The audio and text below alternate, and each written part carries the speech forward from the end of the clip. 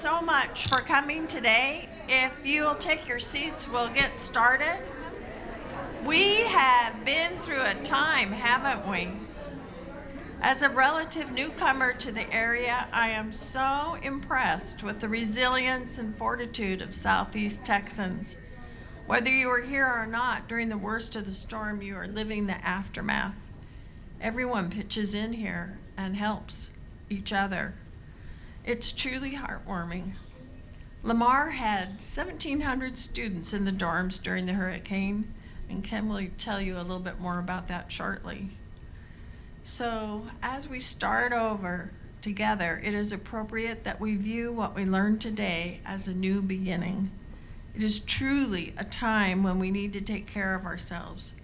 Some of you remember the health and diet gurus of the past. I remember Adele Davis. Anybody else here remember Adele Davis? The Scarsdale diet, Diet for a Small Planet, South Beach diet, the raw food diet, and more recently the paleo diet. These diet plans seem to come and go.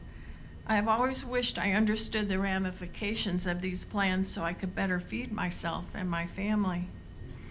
It occurs to me that diets, somewhat like fashion, run in phases. When our sons were growing up, I must have served some sort of hamburger casserole featuring cream of mushroom soup once a week. My mom served enhanced Jell-O every night. And now I never make or eat those things. I met our speaker a couple of years ago via Skype. In fact, had not met her in person until today. Allie will tell you more about her business model in a few minutes. At the time I contacted her, I didn't think my diet was awful. After all, I used to teach the 4 food groups in elementary school and later the food pyramid. I knew about serving sizes and eating a balanced diet. But still, I wondered if Allie could help me feel better and have more energy. I decided to make an appointment, but I'm getting ahead of myself. Let's begin by considering the relationship between taste and smell. Anybody with a head cold can attest to the fact that food tastes different when the sense of smell is impaired. Taste itself is focused on distinguishing chemicals that have a sweet, salty, sour, bitter, or savory taste. It is when smell interacts with taste that our best perception of the foods we eat occurs. Shawn, director of our Student Health Center, has put together an activity for us. So on your table, you will find 5 different scents.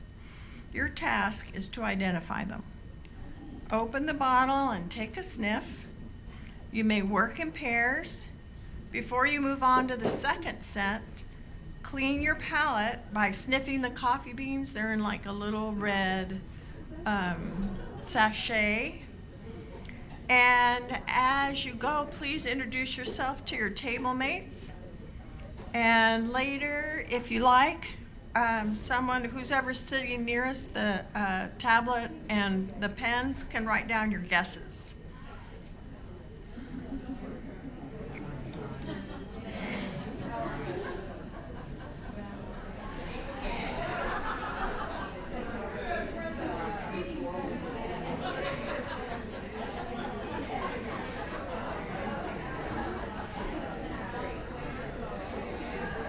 Okay, I have to admit, I really couldn't identify any of them. I'm so sad. But let me introduce Shawn Gray. She's one of our grads and a native of Port Arthur. She completed 2 programs at Lamar, the Associate of Applied Science in Dental Hygiene and a Bachelor of Science in Nursing. Later, she received her Master's in Nursing from the University of Texas Health Science Center. She started at the Lamar Student Health Center part-time as a nurse practitioner and worked her way into the director's position a few years later. She'll tell you a little bit about what we just sniffed and about health issues on campus and how many of those are diet related.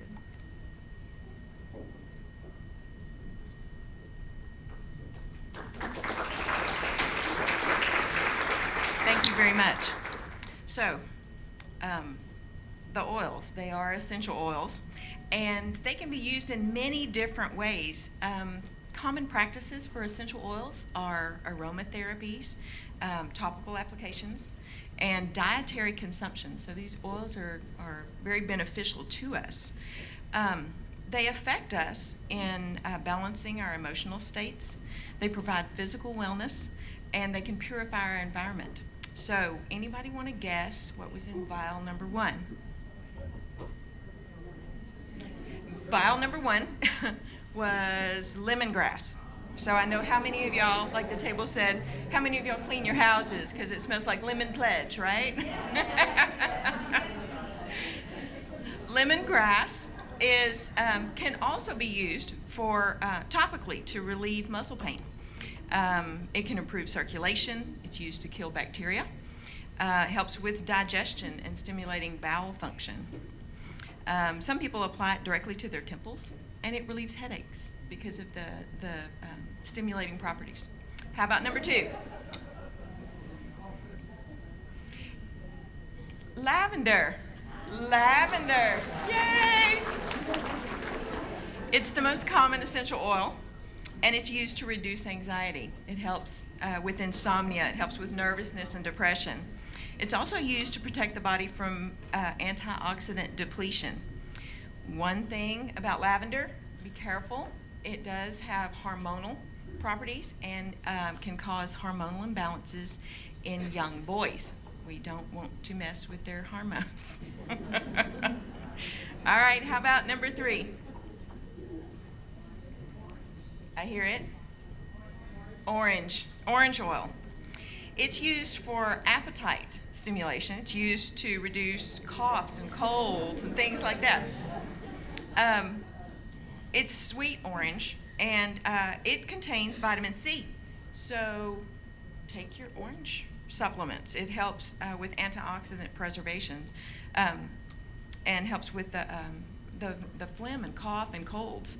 That's why they tell you to take your vitamin C. It's got lots of orange in it. All right, number 4. That was an easy one. Very good. Peppermint. Peppermint, how many of you, when your kids are sick and they're riding in the car, hand them a piece of peppermint gum? It helps with nausea. It helps settle the stomach. It helps with inflammation, sore throats, respiratory infections. It helps with heartburn. My husband has more spearmint and peppermint gum than we have room in the pantry for it because of his heartburn.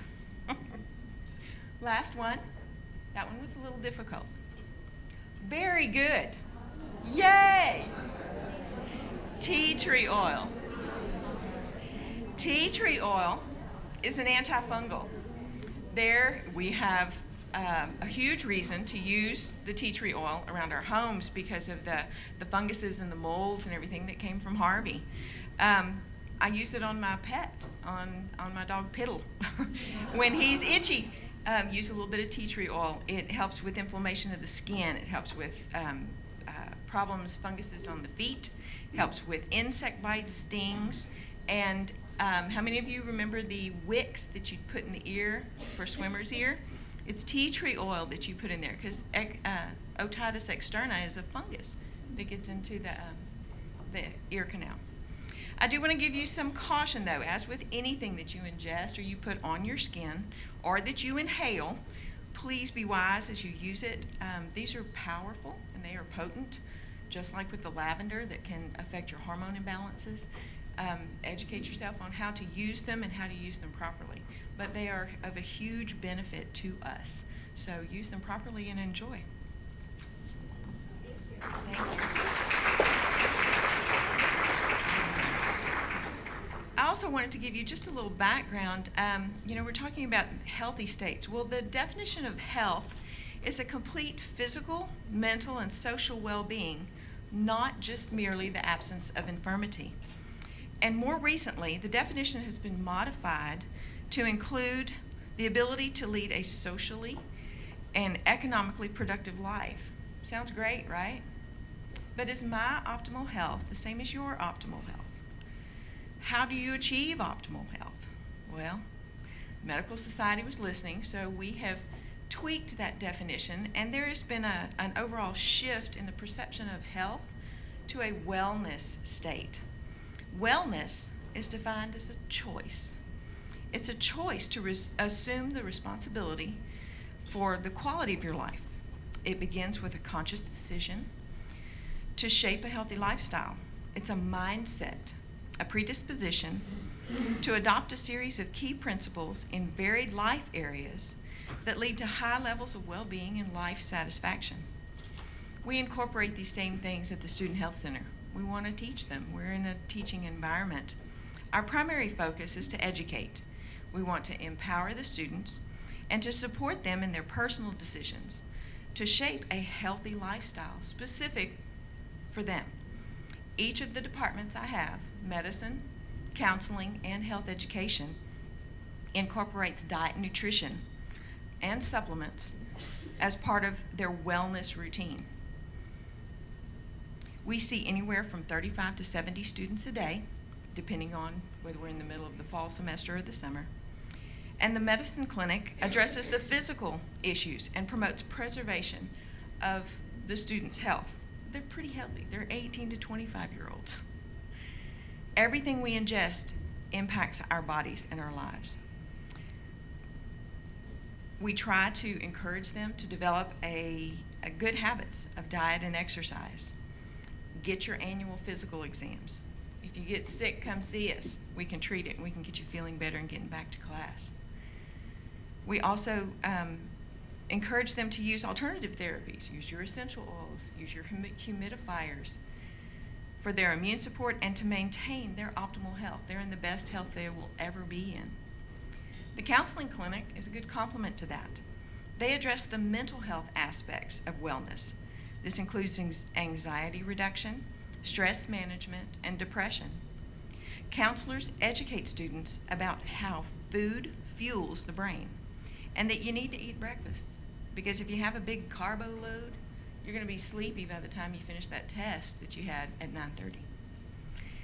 We help students identify the main stressors in their lives, and we guide them in developing a wellness mindset and a wellness plan to overcome their challenges and ultimately succeed at Lamar. And then finally, I have a party planning department, the health educators. They have a great job. They provide programs for students and talk about some of these health and wellness issues in fun and exciting ways. We have certified student health educators that interact on a peer level with the other students and talk about disease prevention, about safety, about drugs and alcohol, bystander intervention, and weight management. Just this past semester, we had a Lose Smart program, and we included faculty and staff. And we taught them how to lose weight the right way, that it's portion control, healthy food choices, and it's a lifestyle modification. It's not a diet. Teaching students that wellness is their responsibility and that every choice they make, from exercise to relaxation, from getting their flu shot to taking vitamins, positive thinking or stinking thinking, and everything you eat will ultimately create your wellness state and determine your level of satisfaction and success. Thank you very much.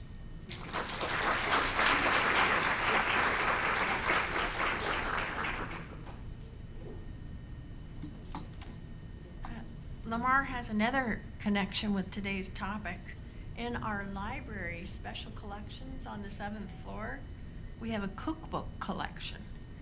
It dates from 1500 to 1980s and was given by Philip Justice, a Sun Oil Company executive, and his good friends Herb and Kate Dishman. They are written in English and 5 other languages.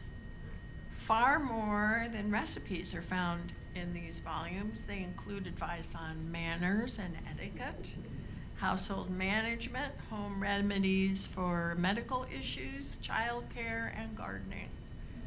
The rarest single item in the collection is a cookbook about Roman cookery, written in Latin and published in 1500 in Venice.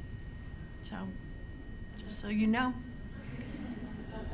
At this time, I'd like to invite Dr. Ken Evans, president of Lamar University, to speak.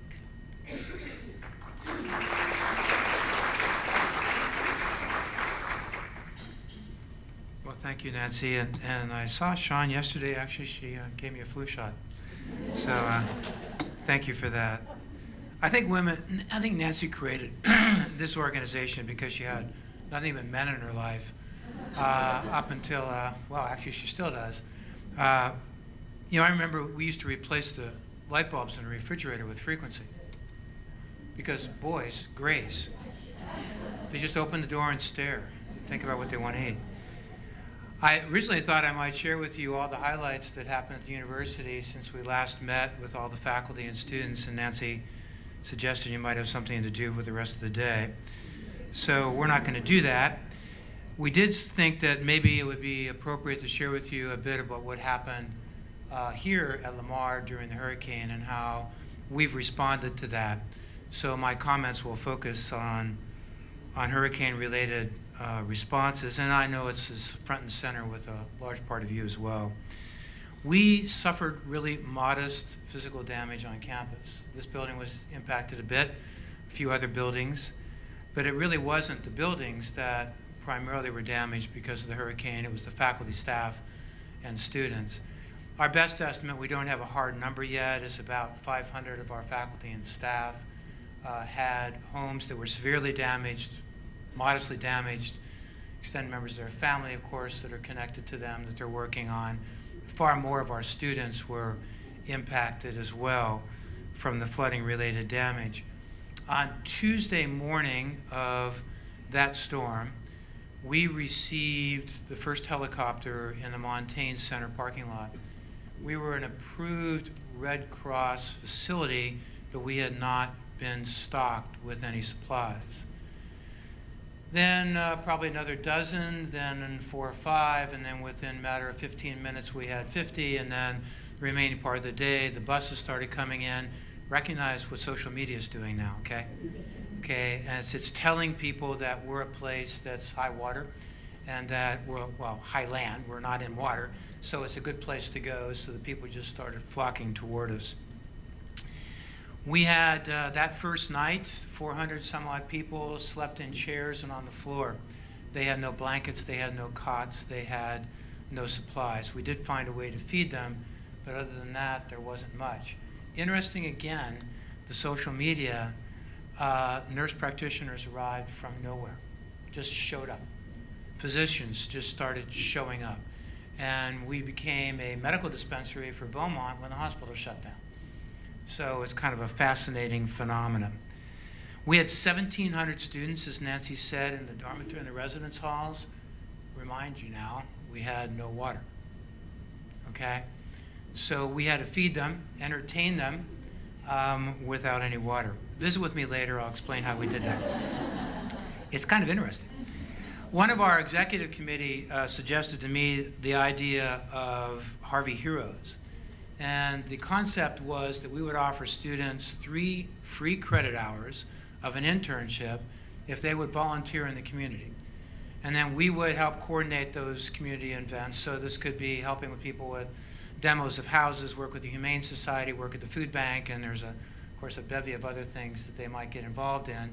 And then we extended the word out to the rest of our students in the Lamar community. So we have online students in Houston that are participating in this program as well. And it's not a modest commitment. It requires 40 hours of documented work to receive the 3 credit hours. So it's a significant commitment. Now, mind you that does not, we had 320 students who signed up to do that. Now, that does not include all of our faculty, staff, and students who are involved in volunteer work by any stretch of the imagination. It's a much larger number than that. You know, what's interesting about this, though, is it's less about what they're doing for the community, although that's really important. It's how they're changing. And we're seeing these amazing transformations that are happening with the students as a function of participating in this. Well, during all this, cool heads prevailed. People were gracious. Above all, everyone was treated with dignity. It helped that we had a great disaster plan. We look at the same forecast you all do. We were looking at the likelihood of this happening this year and completely revamped our entire hurricane preparedness. So we were ready for this, which is a tremendous testament to our team. In spite of the massive disruption, remind you, this happened before school started. It's the first time we've had that happen. It's disrupted semesters, but to have it happen right before school started means we have over half of our students are first-generation students. So they're sitting there making a choice. They're going to make a choice to go to school and change their lives forever, or they're going to hunker down and find some other answer. We were helping them try to avoid making a choice that would have really negative transformational consequences for them and the families that follow. So we reached out to every student with this massive telephone campaign. Many of them were touched once, some of them 4 or 5 times. We bridge loaned them, we've carpooled them, we have provided shuttle services, we have done virtually everything we can to keep students connected with Lamar. We also have 4 start dates for taking classes. So they started initially on September 5th. We were the earliest start date of any institution impacted by this hurricane in the state of Texas. We did it off the backbone of our online capability. So with that being said, I cannot tell you what the firm number is in terms of our enrollment erosion. It will be something. It will be less than what we were anticipating, but I'll know that more toward the end of the semester than now. So with that, thank you for being a part of this great event, and I'll turn it back to Nancy.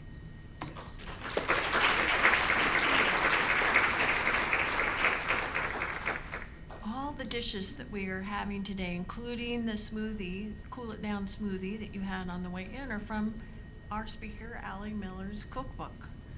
And so the page numbers are referenced there on your menu. I just want you to know that. The names, we have roasted herb nuts on your table to be passed. So, so anyway, shortly we will partake, and Ellen Rienstra will do our invocation first. Dear Father, we're coming together today as friends and fellow community members in the wake of a great natural disaster. Since then, new ones have occurred, and our minds and hearts lie with those experiencing destruction and tragedy in other parts of the nation and the world. We're reminded anew of the precariousness of our lives and our helplessness against the forces of nature, and we realize anew how blessed we are. We grieve for all those who've lost their homes, their livelihoods, and even, most tragically, their loved ones. We ask you to comfort them in their losses. We ask your wisdom for those leading relief efforts, our governments, our schools, our churches, our volunteer groups, our communities. We're grateful to you for endowing us with human compassion, for even in the midst of the destruction and chaos, we've witnessed countless acts of heroism and selflessness. Time and again, our fellow human beings reached across boundaries of race and color and forgot petty differences to unite and offer help and comfort to neighbors or strangers in desperate need. We ask you to look favorably on our endeavors here today and on this institution of Lamar University, within whose walls many of us were endowed with learning and from whose doors many of us were launched toward productive lives and careers. And finally, we ask you to help us to remember the beauty and majesty of this world, that with all her fearsome natural forces, the earth is still a wondrous place, that as it recreates and heals, so you have constructed us to recreate and to heal. Help us to lovingly care for it. You've graciously given us native ingenuity, resilience, and an indomitable human spirit. Even with the worst disasters, we inevitably entertain hope for tomorrow. And for that, and for our many other blessings, we offer our profound thanks. In your name we pray. Amen. We're going to start. If you just please continue eating. And isn't our lunch wonderful, by the way? Or Allie? So we're going to do our minute for finance next, and then we'll bring Allie up. Our minute for finance today comes from Gisela Houseman. At the last luncheon, one of our members told me how excited she was about the scholarship she'd set up in her husband's name and asked me to share the how-tos with everyone. So at first I thought, everybody knows how to do that.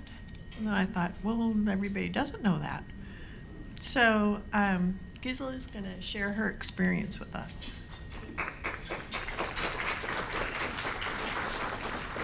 I wanted to thank Nancy for asking me to say a few words, because actually while we're all here today is because we all want to give back. And I realize that in this room there are so many of you that have already done that, but perhaps there are a few that have not. And so I wanted to just tell you a little bit about my experience, because I think it's just the perfect way to leave a legacy for your family.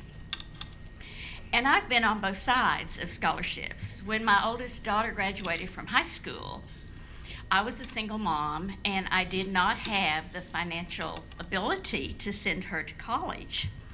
So we applied for every scholarship we could possibly find. And thank goodness she was a good student, so we were able to obtain some scholarships, and then she went to work in Lubbock, and that paved the way for her to graduate from Texas Tech.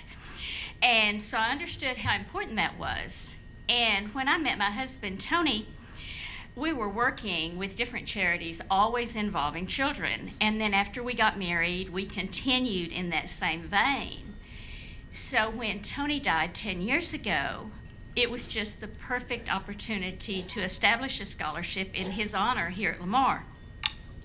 The process was so simple because I basically just called and they said, oh, all you need to do is send a minimum of $15,000 and we will set it up. But there are great people and they will help you determine the kind of scholarship you might want to set up, and also the area of study that's important to you. In my case, the Tony Houseman Memorial Scholarship, I chose speech and hearing because my youngest daughter is a speech therapist. You know, you have to keep it all in the family. But we had watched her and watched what she was able to do and helping children. She worked primarily with children and had such great results. And also, as I became more and more familiar with the speech and hearing department here at Lamar, oh my gosh, they have the most fantastic opportunities for kids today. And so to me, that was just the perfect fit. Now, I can stand here and talk about the benefits of the scholarship, and you know it's obvious it benefits the students. But it comes back to you tenfold. I can't tell you the joy I have in meeting the recipients at the scholarship dinner. And I have received so many wonderful thank you notes. And many of these students, they tell me, you know, they were in the same position I was. Their families, without this scholarship, they could not pursue their dreams without our help. So I want to just encourage you all, as we think about how we can best help the community and how we can give back, I would encourage each of you to think about setting up a scholarship, because for the young people, it just really gives them a hands up. So Nancy, thank you. I don't have any of the details, but boy, call them and they'll help you.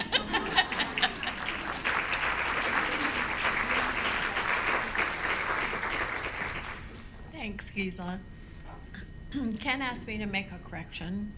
During the hurricane, it was the Baptist hospital that was closed. St. Elizabeth's was open. So it's time for our speaker. I'm pleased to introduce Allie Miller, a registered and licensed dietitian, certified diabetes educator, certified weight management specialist, and entrepreneur. Allie was named one of the top 50 most influential women in Houston in 2015 by the Houston Woman magazine. Isn't that amazing? I think. She has been featured weekly on Fox 26 Houston, and by the way, recorded I don't know if that's the right word, a session this morning before she came. She's the author of Naturally Nourished, the Reset, Restore, Renew Real Food Detox Program, the Optimal Optimal Eating virtual course and has a new book coming out this spring. She's passionate about sharing her knowledge of how to use food as medicine. Jot your questions down. We'll have time for a few of them afterward. And there's, the paper and pen on your table.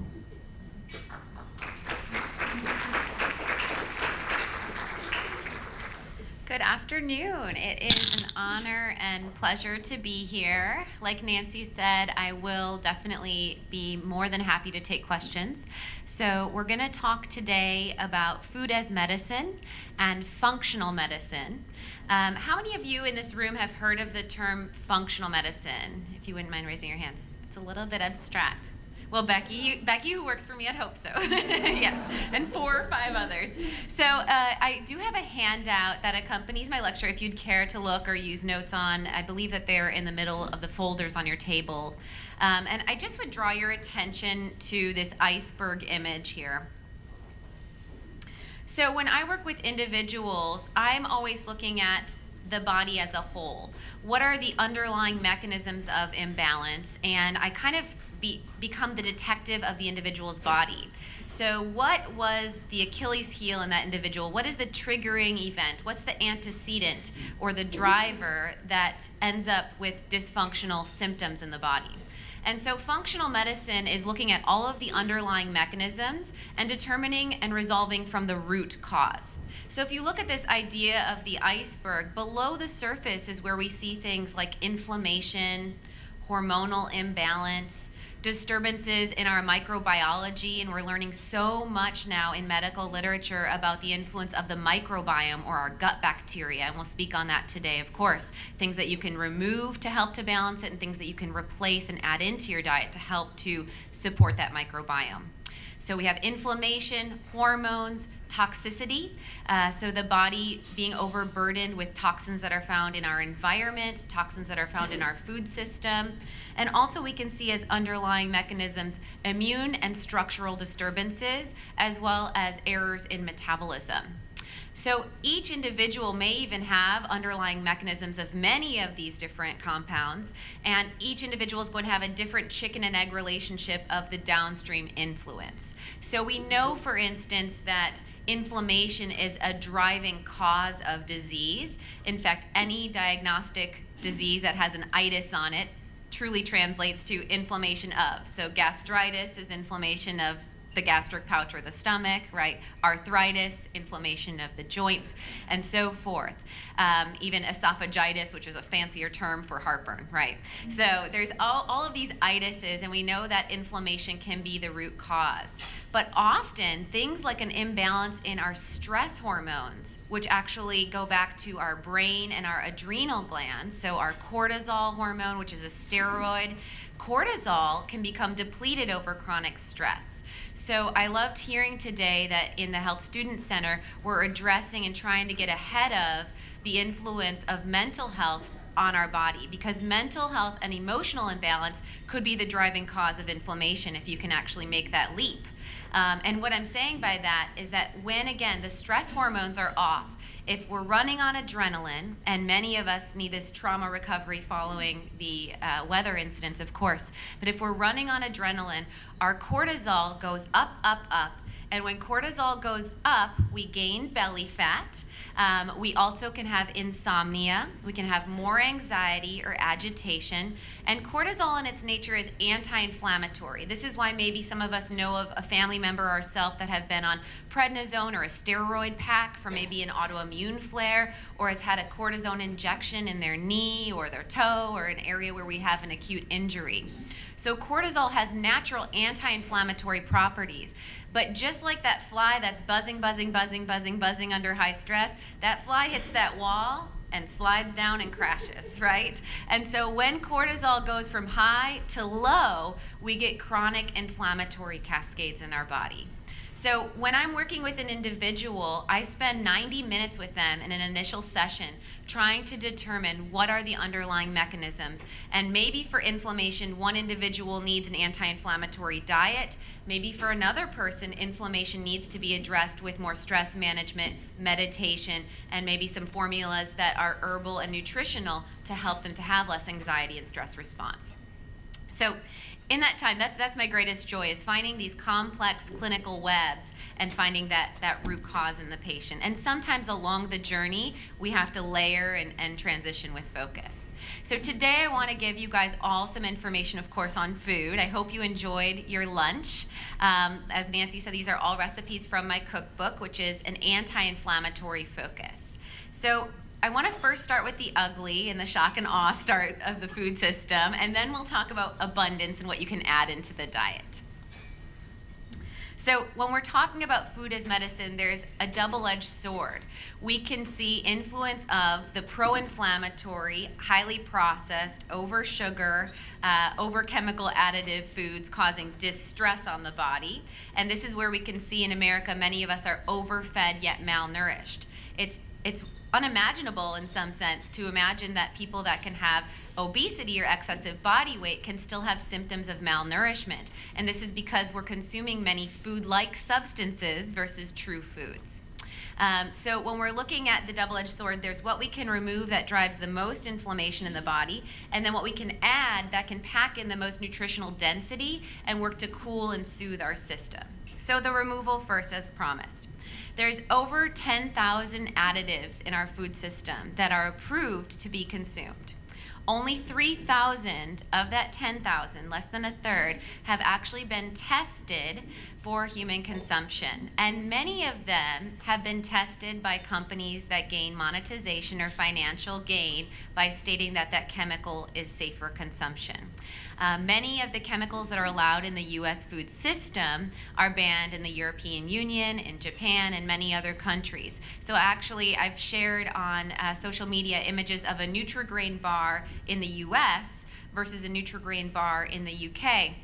And there's 17 different ingredient changes that are in the US versus the UK, including red number 40, genetically modified maltodextrin, and many other polysyllabic words which aren't foods anyway, right? And so it comes down to, first off, starting with eating whole foods. So a couple processes that I have my clients think through is, can you imagine it growing? So I love the movement of bringing garden education back into nutrition, and I've done some work inner city in Houston with lower income families in some of the programs like Recipe for Success, where we're teaching children back about what a carrot really looks like. It's actually phenomenal that some kids in inner city Houston did not know that a carrot grew like a root out of the ground. They've only been exposed to baby carrots, and usually those baby carrots just sit and get tossed in the trash anyway. So we can really empower people by connecting them back with how food grows. And furthermore, you're getting more nutritional density. So let's take that carrot as an example. If we're actually getting a carrot in the grocery store or from our farmer's market that still has its greens intact, it also has not been peeled. So we're getting more fiber from the external elements of the carrot. It probably also has some biological compounds from the soil, which have probiotics. We're actually learning about soil-based organisms and how they can help to fertilize our gut bacteria. So we're actually getting some good dirt. There's actually a book out called Eat More Dirt. And so you're actually going to get some of that beneficial microbe activity, especially if it's an organic carrot where they're using compost in their garden. You're also going to get more viability. When you get those greens intact, if you've ever bought those carrots and you put them in your fridge and you don't remove the greens, the carrot's going to get kind of rubbery. And that's because it's viable, it's living, it's thriving. So it's giving its water up to those greens to try to maintain growth. And so the carrot itself will get very, very flexible. And so when we have to store it, you have to take the greens off, and then you can make carrot pesto or put the carrot tops in your bone broth. But this carrot is going to have much more antioxidant density than the baby carrot, which has been peeled. And there's no such thing as a true baby carrot. They get shot through these filters that shape them, and then they're dipped in a chlorine-like chemical solution. So there's also a preservative on them. And then there's a natural organic preservative on some of the baby carrots. But still, there's a huge spectrum from that viable fresh carrot to the carrot that could be sitting shelf stable or refrigerated stable for months. You're going to get much more antioxidant nutritional density. So let's take it a step further. How many edible parts have been removed? So first is, can you imagine it growing? Second thing is, how many edible parts have been removed? And so this is looking at the difference of maybe an orange versus orange juice. Okay, so this is why I'm a bigger fan of smoothies, which you'll see, which we experienced one today, because we can use the whole fiber and the whole food. That tends to blunt the glycemic index versus juicing. That orange juice, unfortunately, only 4 ounces of orange juice is equivalent to a slice of bread in carbohydrates. And so that's really a glorified little shot glass type size. If we're actually sitting and drinking a glass of juice, it could very easily equate 60 grams of carbs or 4 slices of bread. And we can easily suck down that juice and then eat our cereal and whatever else is at the breakfast table. But we would not be able to eat our meal and then eat 4 consecutive slices of bread. So glycemic index is a big thing. And when we're looking at have all of its edible parts been, or all of its edible parts intact, eating that orange, you're gonna have to separate the segments. The chewing process actually creates more satiation, so we actually get more satiety or satisfaction. We tend to register more with our hormones in our body that we've eaten food, so we don't have hunger. And then also we're gonna take more time to digest that with that fiber. The white pith and the orange has something called bioflavonoids, and these have been shown to fight against breast cancer. So there's things that we miss out on when we move further and further from the whole food, even if it's a single ingredient like orange juice versus the orange. So how many of its edible parts have been removed is another thing to ask yourself. And then what's been done to it since harvest is another question to ask yourself. And so that's looking at the level of processing that can occur. And this is the difference of when we're looking at, for instance, like a refined white flour versus a wheat flour. And then the food industry now re-enriching things, which can be a little tricky when we're trying to determine what's been done. But that's a little bit of a process as far as helping with navigating those 10,000 plus chemicals in the food system and getting back to whole foods. Another simple rule of thumb is what I call the inch test, where you take your finger and you make a little inch and you look at the ingredient panel, and if that ingredient panel goes past the inch, that is not a food, and that should go back on the shelf, or you should kind of wean through the pantry in that sense. So, because that means we probably don't understand the ingredients, and our body for sure doesn't understand the ingredients either. So when we get overburdened with toxins and additives, typically what happens, so when we eat our foods, we break them down, and in our stomach pouch, it's supposed to be super highly acidic in our stomach pouch, about a pH of 1 to 2. So really our stomach juices should be able to dissolve a copper penny. And so, yeah, it's interesting. And so there's a valve that's supposed to close the esophageal sphincter, and then there's a pyloric sphincter, and that's supposed to keep the pH where it belongs, and then the delicate intestines are supposed to be protected, as well as the esophagus. When we're talking about heartburn or reflux, there can be a couple causes to that. Stress can adjust the pH of your stomach juices. Also, if we have bacterial overgrowth, imbalance of good bacteria, that can create fermentation, which can actually, if we've ever eaten food and we feel like we have a food baby, or we're brewing beer or baking bread in our belly, that's often what we call in the medical field dysbiosis, or imbalance of bacteria. And in that sense, the bacteria can actually create a wider sphincter. It doesn't get that sealant like we'd like it to with that fermentation. And then also, we can have a mechanical influence where the stomach pops up. But ideally, we work with our patients to actually optimize their pH and bring it back down versus buffer it. It's counterintuitive, but many of the medications that are out there, like the proton pump inhibitors, Nexium, Tums, and buffers, what those can do is truly add insult to injury, working like a Band-Aid on a volcano, because we need ample pH or high acidity in the stomach to break down food particles and activate our digestive enzymes. Otherwise, over time, that can lead to significant nutritional deficiencies and inability to absorb nutrients when the food particles pass lower down the GI. So we actually work with patients doing a hydrochloric acid challenge, revving up their digestive juices and helping to wean with their practitioner off of that medication, which over time enhances their nutritional status versus hinders. So that's one of those examples of kind of treating from the root cause. So when we get these food-like substances in our system and they get in the intestines, we have a gut barrier. And so in an ideal setting, the intestinal lining is like these nice, tight, finger-like projections. And so the food particles scoot down, we get the nutrients into the bloodstream, The liver is the UPS of the body that delivers and packages everything where it goes and says, okay, CoQ10, you're going to the heart. Okay, calcium, we're putting you in the bone. And the liver can get overburdened with these foreign substances, and it puts them in these fat micelles and says, let's store these chemicals and toxins and additives over here because we don't know what to do with it. And so this can lead to even weight gain and then hormonal imbalance, especially if the chemical additive is what we call an endocrine disruptor. So there's a lot of compounds. One of them is called brominated vegetable oil, and this is seen in colored beverages. So this is one that's only allowed in the States and not many other countries, and it keeps like Gatorade consistently yellow versus the color dissipating to the bottom. And brominated vegetable oil has been tied, it's an endocrine disruptor. So endocrine disruptors mimic hormone response. So they can either overreact in the way that a hormone would, underreact, or have completely different properties. And we see these tied to hypothyroidism, and many of us, I'm sure, in this room either personally experience or know a close friend or family member that are on Synthroid or dealing with hypothyroidism. And hypothyroidism is greatly driven by these endocrine disruptors, as well as abnormal cardiovascular function, an early onset to puberty, which we're seeing more and more with our children, and then hormone imbalance and estrogen dominance, which can be seen with belly fat and higher risk towards breast cancer and ovarian cancer.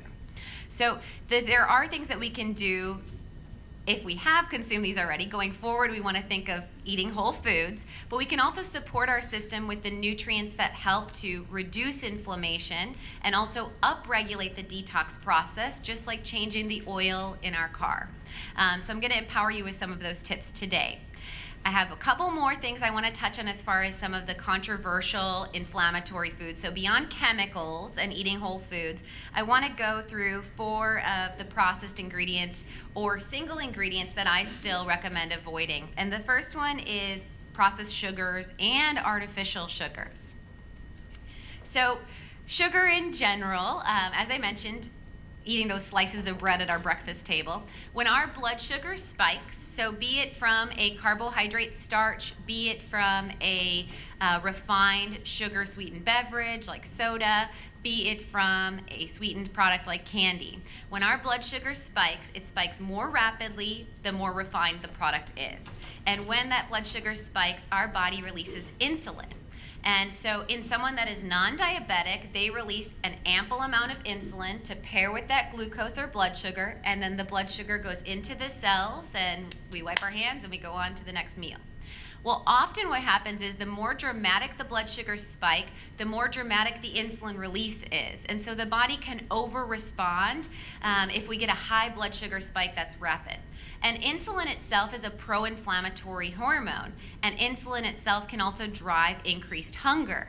So that's why a lot of people say, well, Allie, I don't eat breakfast because when I eat breakfast, I'm hungry 2 hours or 1 hour after. The reason for that is that the American breakfast is carbs on carbs on carbs on carbs. It's cereal, milk, banana, maybe orange juice. And so when we have a high insulin spike, that brings that blood sugar down more aggressively than desired, and we're going from mountain peaks and valleys of blood sugar regulation.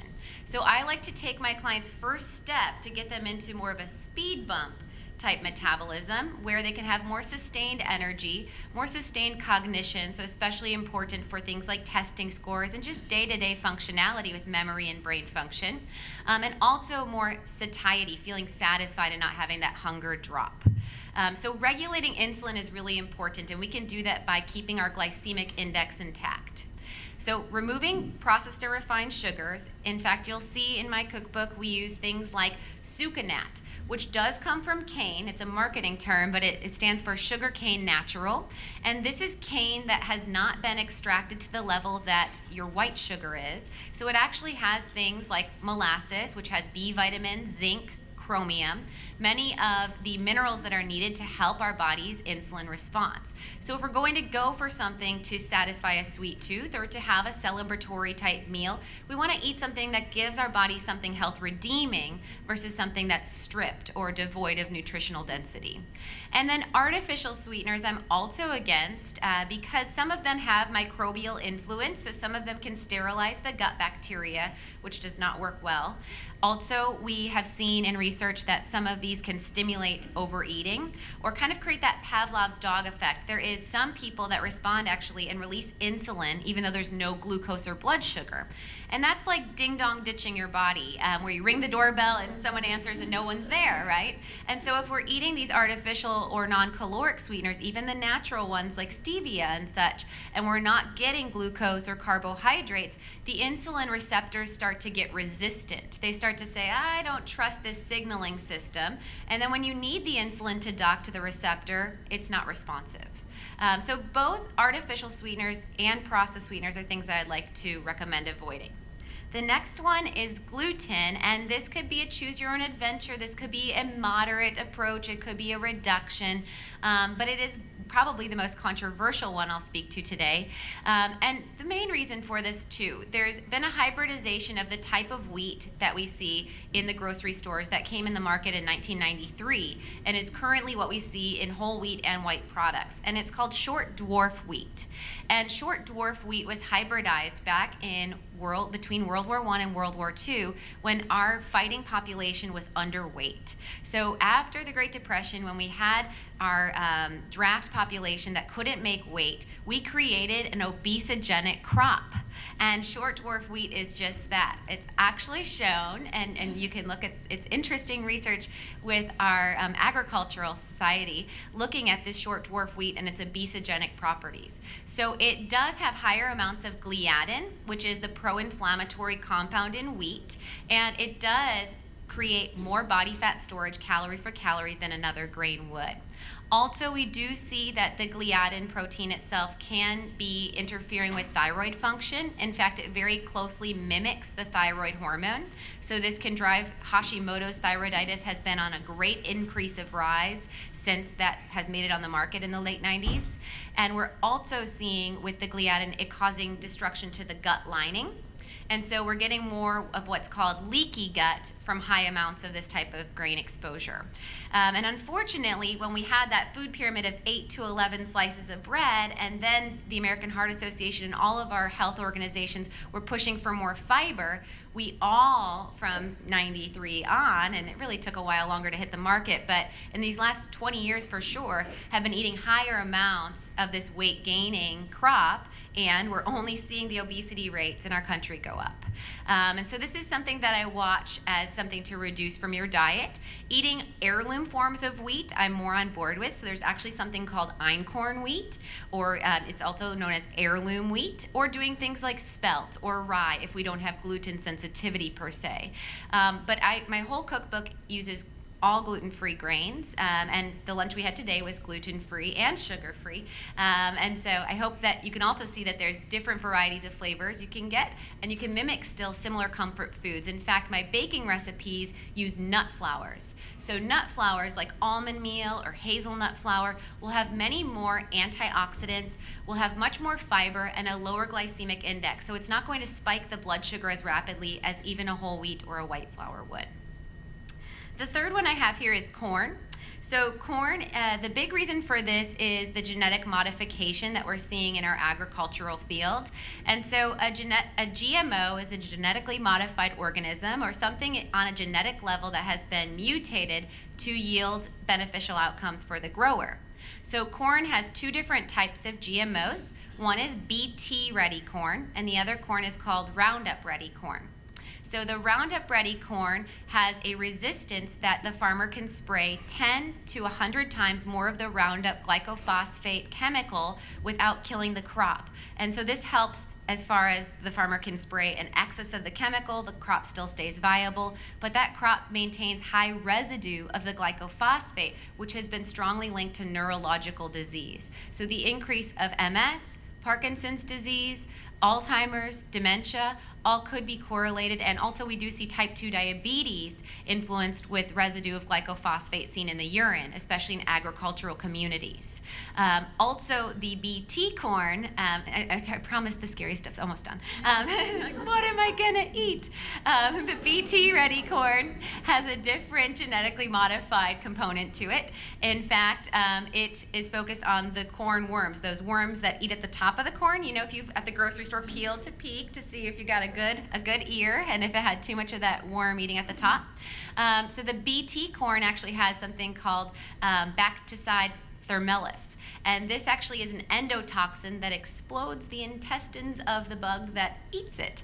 And so, yeah, question is of what does that do if it's an endotoxin in our body if consumed on high amounts? So I just put that in here to create awareness of, you know, going back to whole foods. And if we remove gluten, we don't want to replace it 100% with corn. We're probably better off replacing with single ingredient vegetables and fibers like our chickpeas that were in our meal today as well. And finally, mention of soy. That one can have estrogen mimicking influence, and it is more omega-3. So I'm sorry, omega-6. And I like to talk to my clients about omega-3, omega-6 ratio. So the omega-3 foods we see with our wild-caught fish, our leafy greens, our egg yolks from our pasture-raised chickens, and those are anti-inflammatory and mimic much more of the patterns in our blood chemistry seen more with an ancestral diet. So now I want to give you 5 things you can add into the diet to kind of counteract all the shock and awe. Okay, so things to focus on, 5 tips. 1 is to balance out your carbohydrates. So like I mentioned, by the refined sugars and such, your carbohydrates are something that we want to keep balanced with a protein or a healthy fat. So one of my mantras in my practice is no naked carbs, okay?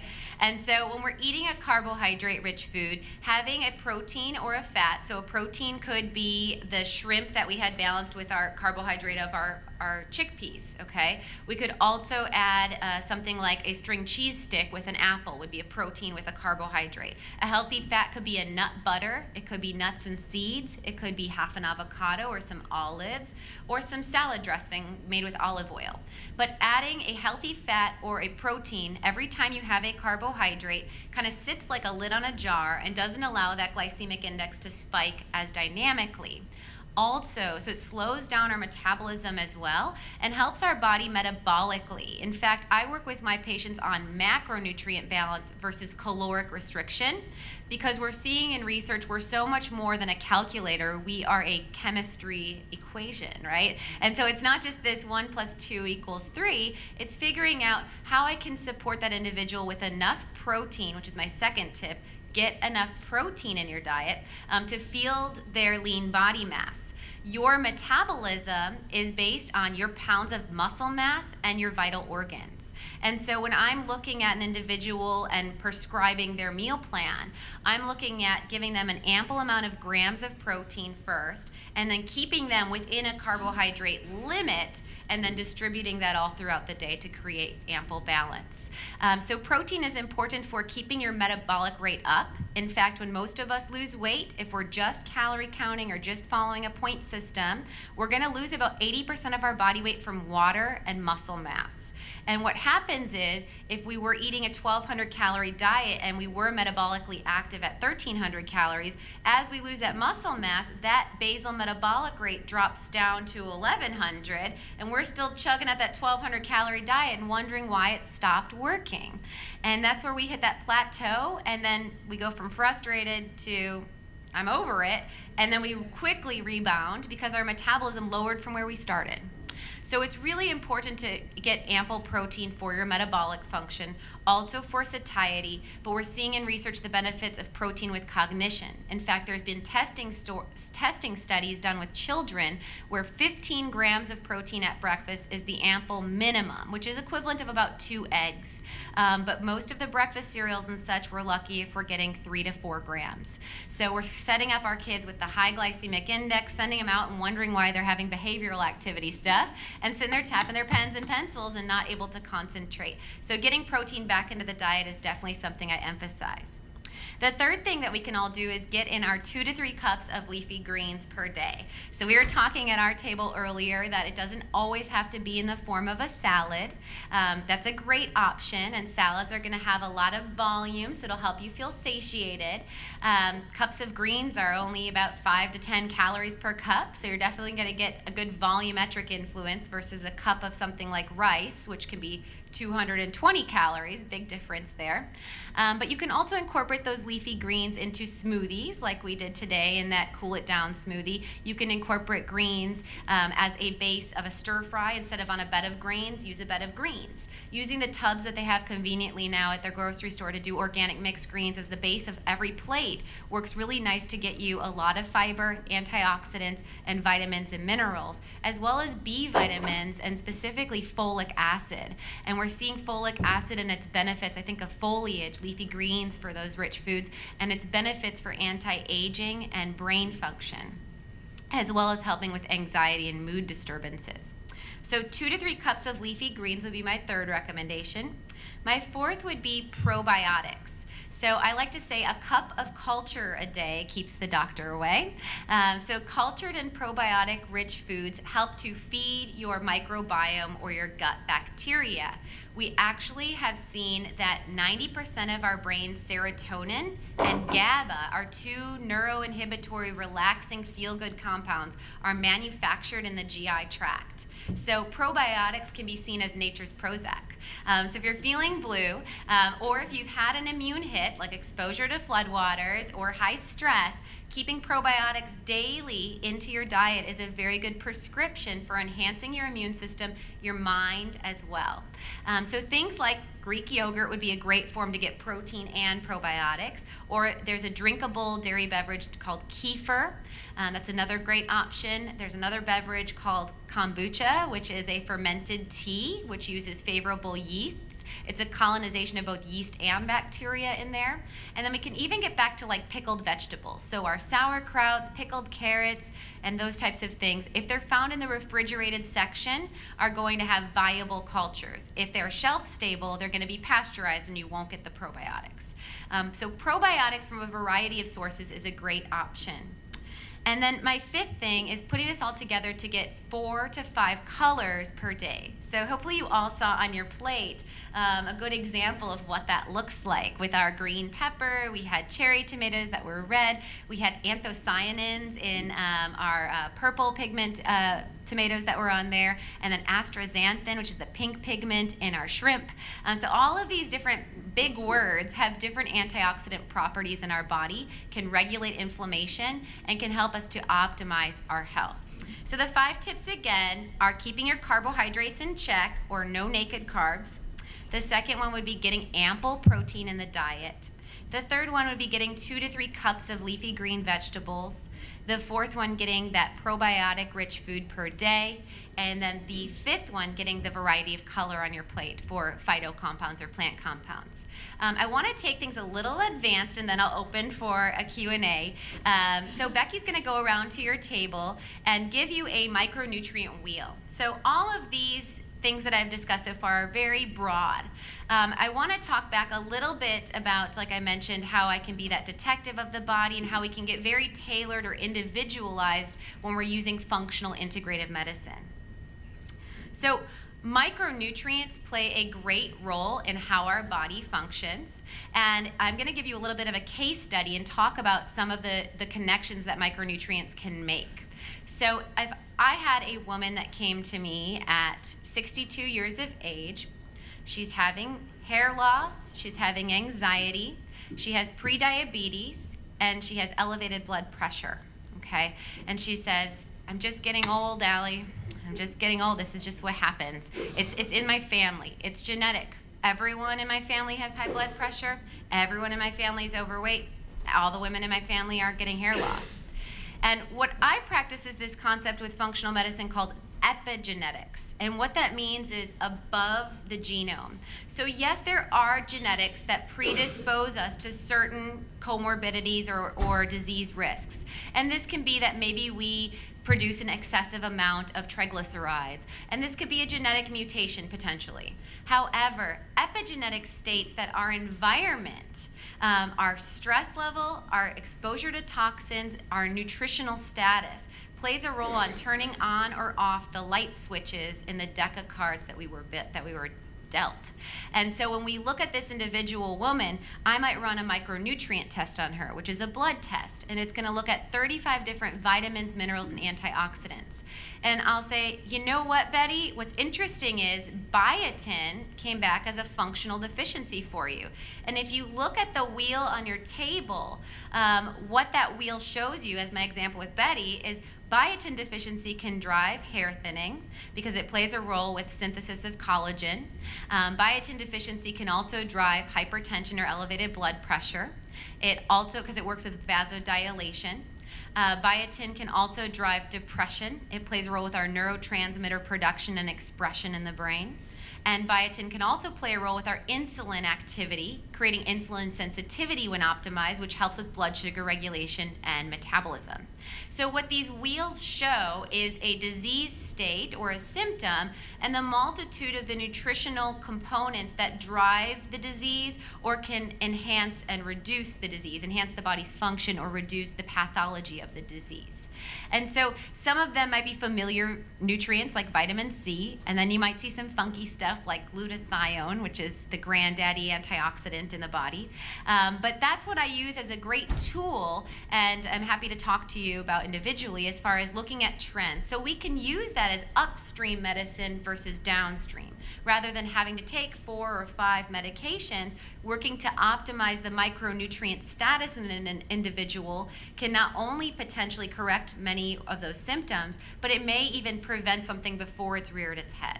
So that's what I like to call kind of upstream medicine and using that micronutritional information.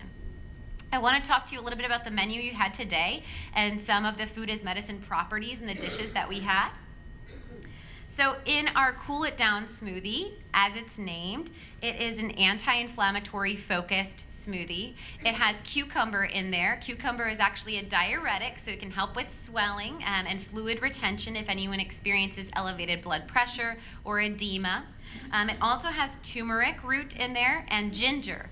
Both of these have been shown to be very anti-inflammatory. They can actually help with pain management. Ginger can help with nausea. This is a smoothie that I use often in conjunction with clients during chemotherapy or during and post-cancer care. And I pair it with grass-fed whey. So grass-fed whey is a very biological protein form that also helps to boost the immune system. We also use coconut milk as a base in that. That's probably the creamy flavor profile that you experienced, and then add in leafy greens. So another vehicle again where you can get those 2 to 3 cups of greens. But the coconut milk really creates a nice creamy mouthfeel, and it has higher fat. And I actually am really in this mantra of eat fat, get skinny. I even go to the level of, with some clients, a ketogenic diet, and that was what my segment on TV was this morning, on the ketosis diet, in which you eat very high fat, you remove all carbohydrates, and your body actually metabolically shifts from using glucose as fuel into producing ketones from your body's fat storage.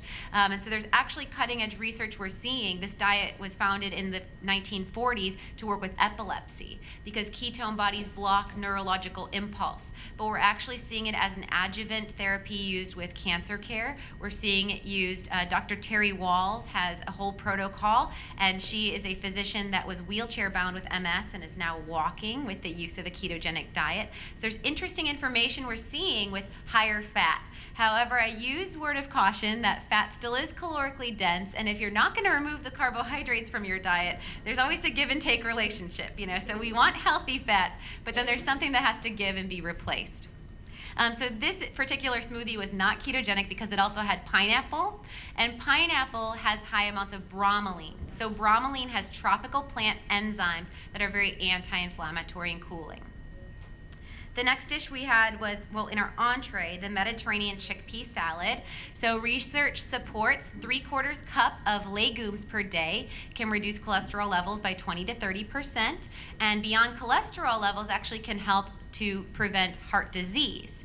We get B vitamins in our beans, so beyond just lowering and getting a good report card from our doctor on the cholesterol, we actually get some enhanced function on our vasculature from the B vitamin support. And that works on something called homocysteine, which is an inflammation marker in the blood vessels. We also in that dish had olive oil, which is also very synergistically heart healthy, and then some herbs that have antimicrobial and antifungal properties like the oregano, which can fight against bad bacteria overgrowth in the body. The shrimp skewer, I mentioned that fancy A word, the astaxanthin, that's the pink antioxidant, and that's paired with omega-3s, which we can see in our wild-caught shrimp. And we are practicing that with this concept of volumetrics. So you're able to get a lot of volume on the plate. I'm hoping everyone feels satisfied and full, but with also a lot of fiber without dense calories. And so we're able to get a stretch receptor going in the belly, and the brain says I'm satisfied, and we have a multitude of micronutrient fulfillment, and so that should sustain us for a good 3 to 4 hours post-lunch. The Parm Crisp was that kind of flat pancake looking thing, and that's my crunchy, salty replacement for potato chips for clients. So this is going to actually be rich in choline. Choline is a nutrient that many people are deficient in. It's also seen in egg yolks. So because we've demonized cholesterol for such a while in the diet, we're seeing low levels of choline. And choline is used very similar to folic acid to help with neural tube defects, also can help with neurological health, and can help with cognition. So dementia and memory loss has been seen to incline as choline levels have come down. So it's a great form of that necessary nutrient. Also, you're going to get a little bit of protein and healthy fats in that Parm Crisp rather than just the naked carbs like you would with a chip per se. The herb roasted nuts that were passed around on your plate. Nuts have actually been shown in research to reduce morbidity and mortality. So pretty cool. There's research studies done, and it's of course an observational study, not done in a lab, but that people that eat more nuts tend to live longer. A couple reasons is that there's plant sterol stanols, which help to regulate the vasculature in the system, so that can help with heart health. Also that they're high in fiber, so they can prevent against cancer. And then also that they're high in omega-3s and fatty acids. So the oleic acids, all of the fat-soluble compounds in the nuts, including vitamin E, help with our barriers of our cell membrane. And so this helps to protect our cells from damage, from toxins, and from things leaking in and creating cellular dysfunction. So it can even help with things like toxicity and cancer. And then the two desserts that maybe we've yet to try are our ginger apple crumble and our chocolate avocado mousse. So I don't know if you all could tell. I didn't taste mine yet, but the chef's execution has been fabulous on all my recipes. So I was really pleased with how everything turned out. But that's one of my favorite party dishes to bring because people don't know that it's avocado as the base. So avocado has a high amount of that granddaddy antioxidant glutathione, which can scavenge free radicals and prevent oxidative damage and inflammation. Also, the base is of healthy fats, and so we're getting these healthy fats which create that satiety without that blood sugar spike. The sweetener in that is dates. So dates also have a good amount of potassium, magnesium, which help with electrolyte stability, and then B vitamins, which help with our blood sugar regulation. And it has cacao. So raw cacao powder, or you've heard, if you eat dark chocolate, go for 70% or greater darkness, and that's the percentage of cacao. Cacao by weight actually has the most antioxidants of anything discovered on the planet. So that's my permission slip for all of you to have a little bit of dark chocolate every day. You can have your acai superfood berries, but chocolate might be the best food as medicine prescription. So we're actually seeing that the thrombo compound in the chocolate can help to relax us. It has high amounts of magnesium, so it can help with dilating our blood vessels and mellowing out, and especially women that are cycling. That's why that time of the month, I swear, it helps with cramps. So we all need that cacao. So it can actually be a muscle relaxer. It can actually work in hand with enhancing serotonin function in the brain as well. So there is a bliss factor to chocolate that we may experience. But the lower the percent, the more sugar added, the less of that antioxidant. This recipe was made with 100% cacao. So you're actually getting the highest amount of those antioxidants. Okay, so I'm going to go ahead and take a Q&A if anyone has questions that have come up. Yes? Could you talk about coconut oil is so controversial? Yes, I would love to. Sure. So coconut oil is so whenever we see a study come out, what was released was observational, and there was not a feeding study that was done. And it looked at coconut oil raising LDLs, and so the big kind of push to the media was coconut oil is not as healthy as everyone thinks. So LDL is a type of bad cholesterol. When we've actually looked at research studies and the influence of coconut oil on our cholesterol levels, it may in fact increase our LDLs. But of the LDLs, your cholesterol that your doctor runs is an algorithm. So it's a calculation, it's not a particle count. When we're actually looking at advanced lipidology and cardiovascular research, we like to look at our lipoprotein particle size. So even of the LDL molecules, there's small dense and there's large buoyant. And so the small dense actually reduce with coconut oil, and we make more of the large buoyant. The large buoyant particles of the LDL go through the vessel and don't penetrate and don't cause that plaque formation at the same rate that the small dense do. They're less atherogenic. And so actually we're starting to see, we haven't on the level of the American Heart Association announced yet, but we're seeing in clinical research that large buoyant LDLs can actually be as cardioprotective as the HDLs. And so a total different perspective that we're seeing. And so yes, the information that came out was that it raises LDLs, but it wasn't the qualitative type of information. And then taking it a step further, coconut oil in its unrefined form has antiviral, antimicrobial, and antifungal properties. In fact, all of my little kiddos that have eczema get daily salve application of coconut oil, sometimes with essential oil combination. But we use coconut oil on diaper cream for instead of diaper cream for my daughter.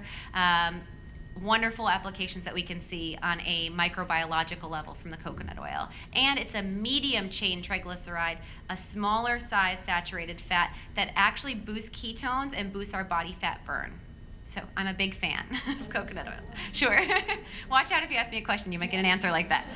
We'll be here all day. Yes?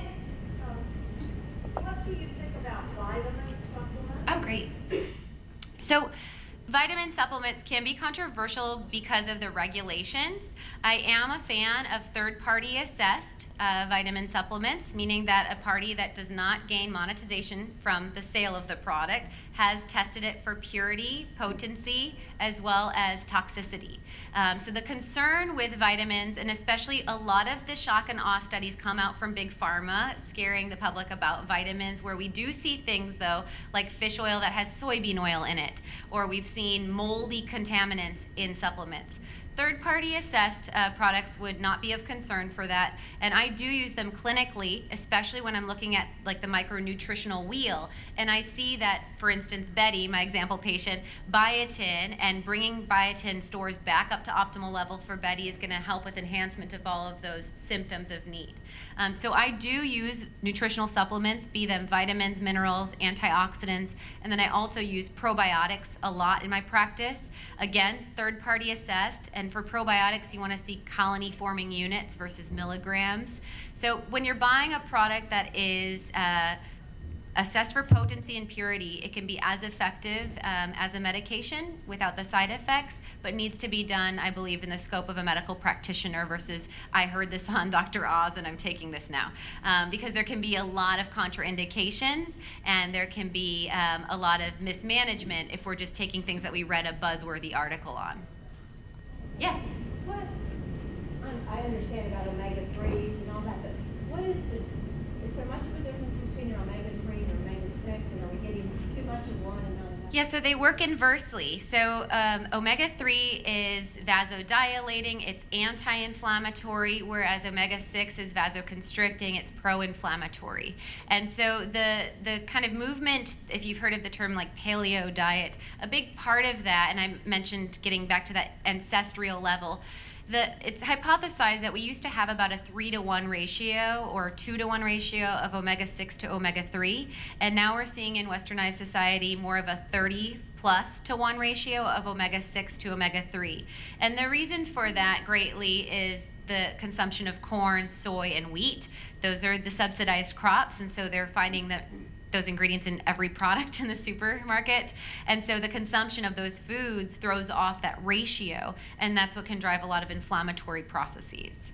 So most people not only need to limit those omega-6s in the diet, but they need to increase their omega-3, and most people do need some level of omega-3 supplementation to achieve an ideal ratio. Thank you.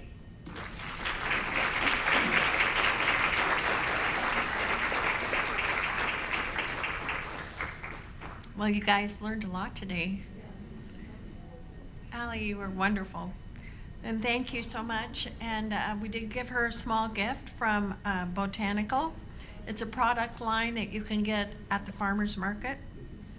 So, you know, beauty products. So I just want to thank the Lamar staff that helped get this luncheon together today.